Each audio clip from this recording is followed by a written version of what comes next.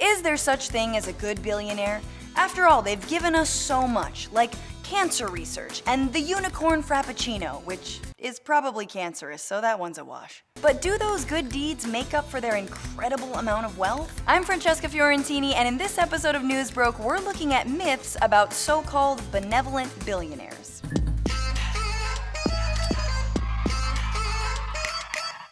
It's a hard time to be a billionaire. As if maintenance costs on your Gulfstream weren't high enough, the failures of capitalism mean your disproportionately large slice of the pie has you looking like a snack. Look at Bezos. He's such a snack, we should eat him. No, really, we should eat the rich. There are more billionaires now than there have ever been in history, and together they're worth $8.7 trillion. Some people are so enamored with the idea of extreme wealth, they talk about billionaires like they're talking about the Backstreet Boys. Who's your favorite billionaire in America? Bernie hesitated like he was asked, "What's your favorite cancer?" Prostate.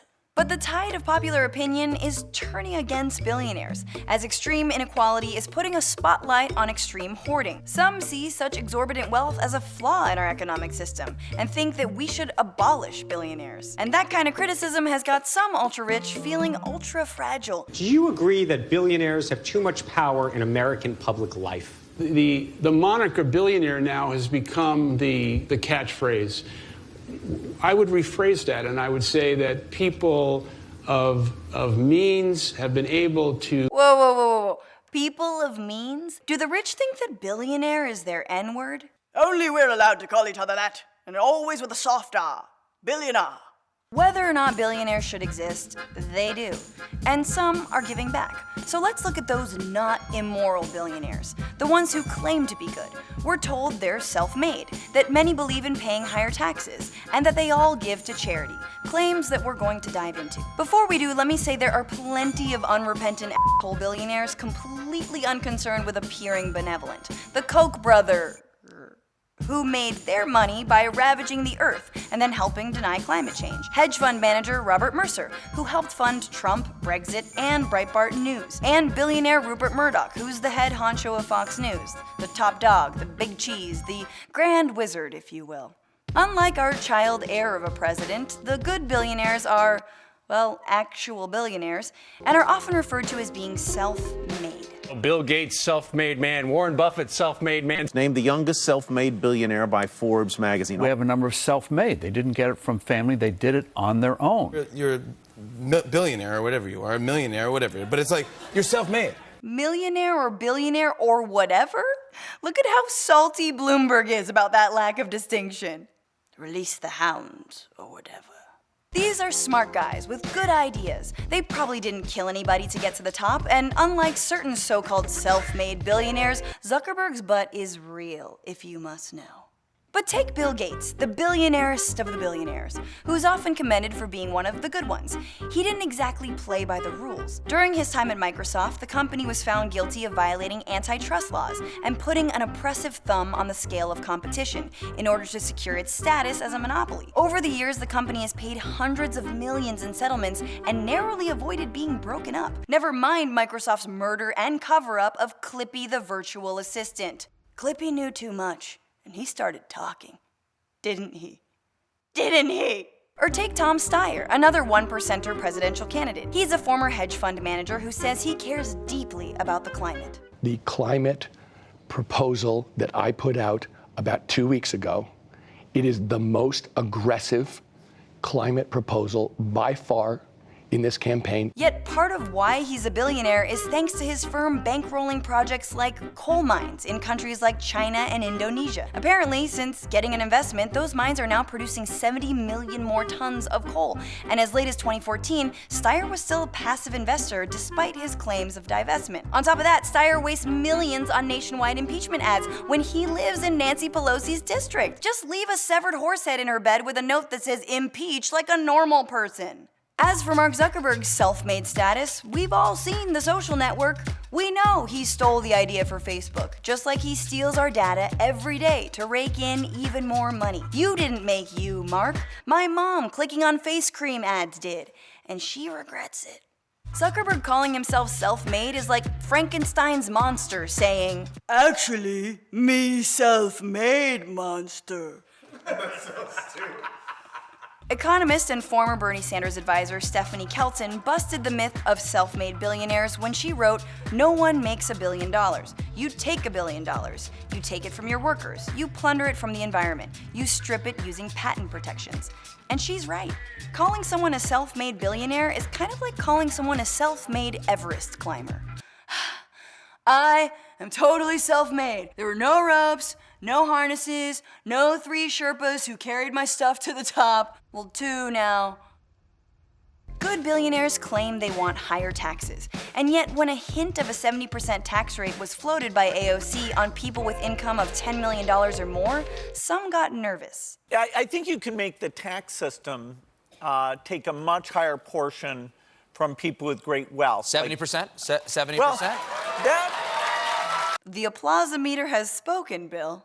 These great fortunes were not made through ordinary income, so you probably have to look to the capital gains rate and the estate tax. Bit of a deflection, but on one level, Gates is right.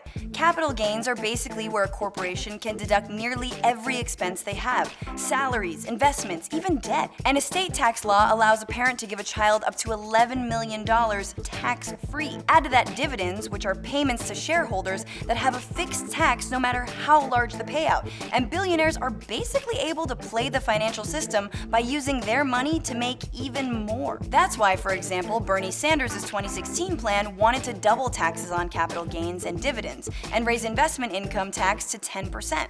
So how about it, Bill? I think that's a great debate.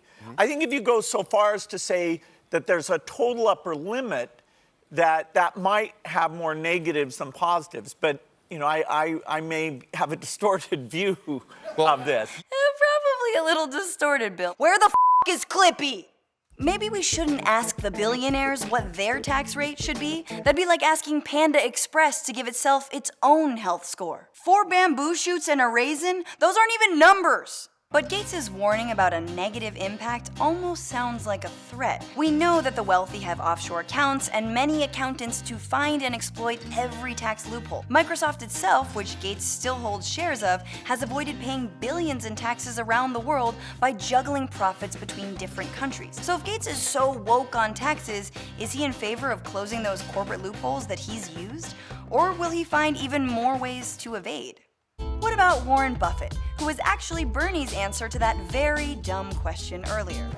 I think Warren Buffett has said some decent things. When you have a billionaire who talks about raising taxes on the rich, I think he deserves some credit. Sure, Buffett has famously argued for more taxes on the wealthy, saying that he and his, quote, mega-rich friends can afford it, which is such a big humble brag. Me, Elon, Oprah, and the rest of the Illuminati rich people are happy to pay more in taxes before we blast off for Elysium. Bye-bye.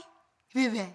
But like Gates, when pressed, Buffett warns against doing too much to disrupt a system that has worked out really well for him. The inequality gap has widened and will continue to widen unless something is done about it. But I also believe that the most important single thing is to have more golden eggs to distribute around. So I don't want to do anything to the goose that lays the golden eggs. And we've had the goose that lays more and more golden eggs over the years. Sure, and for every golden egg, there are 10,000 balls of duck shit. Oh, look, mine's got a sunflower seed. What about charity? Good billionaires give to charity, right? And yet, charity is often what shields the ultra-wealthy from agreeing to any structural change. Listen to Michael Dell of Dell Computers balk at the idea of more taxes. There are growing calls to address these inequalities, particularly the wage inequality, with more taxes. Michael Dell, do you support this? Wow. I haven't laughed this hard since the help slipped on a Fabergé egg and fell into the pool and drowned. My wife and I set up a foundation, and I feel much more comfortable with our ability as a private foundation to allocate those funds than I do giving them to the government. Wow. Dell's basically saying that he can do more through private philanthropy than any democratically elected government could ever do through taxes. And he's not alone. Many billionaires boast about their generous donations, but the gesture is as generous as it is self-serving. Warren Buffett and Bill Gates started the Giving Pledge, a billionaire's promise to give away most of their wealth over their lifetime. Over 170 billionaires have signed it, including Elon Musk and Mark Zuckerberg. But the pledge doesn't specify how or in what time frame to give away your wealth, so you could give it to public health programs like Bill and Melinda, or to a fancy new wing at your alma mater, or use it to buy portraits of yourself. Either way, press is good and no one really follows up. Plus, billionaires have gotten really good at using charity to dodge taxes. They donate to something called donor-advised funds, which allow them tax breaks and more control on how the money's invested. And they donate in stocks, not cash, for yet even more tax breaks. The highly publicized Chan Zuckerberg initiative, which was promoted as the Facebook founder giving away 99% of his wealth, was actually, as one reporter put it, an LLC, where he moved his wealth from one pocket to another. But forget tax incentives. Donations help the wealthy maintain power. Think about it. You not only get to put your name on hospitals, schools, museums, and fancy foundations of your choosing, but you potentially also have influence over what those institutions do. Also, if you think about it, celebrating billionaires who plaster their names all over buildings is kind of how we got into this mess to begin with. According to one author critical of philanthropic giving, donating can actually just reinforce a broken economic system. A lot of the elite helpfulness in our time is part of how we maintain the hoarding. We do giving in ways that protect the opportunity to keep taking. And we seek to change the world in ways carefully chosen to not change our world. Charitable donations from benevolent billionaires often end up being stopgap measures or pet projects for issues that need real solutions. Part of the Chan Zuckerberg initiative was handing out grants to the tune of $3 million to aid the housing crisis in Silicon Valley, a crisis Facebook absolutely exacerbated. It's a bit like an arsonist holding a bake sale for his local fire department. I just wanted to give back. Billionaire Richard Branson once pledged $3 billion to fight climate change that he never delivered on, and instead turned around and expanded his North American fleet of airliners. And then he took Obama kite surfing while we were in the death grips of the first month of the Trump administration. So f*** you again. Billionaires aren't inherently terrible people, and many have done good things.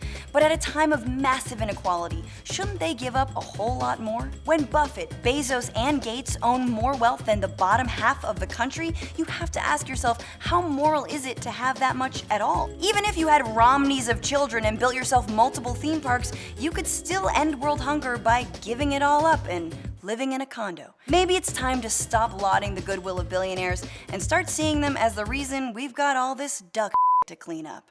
Thanks again for watching Newsbroke. I'm Francesca Fiorentini. Follow me on Twitter and Instagram at FrannyFio. Follow AJ Plus on YouTube and Newsbroke on Facebook Watch and all the things, all the buttons. Remember to share this video with people who really need to hear it. And let me know in the comments whether you think that being a billionaire is immoral. Now, of course, no one is talking about actually eating Warren Buffett's liver, but like, if you were offered it, would you accept?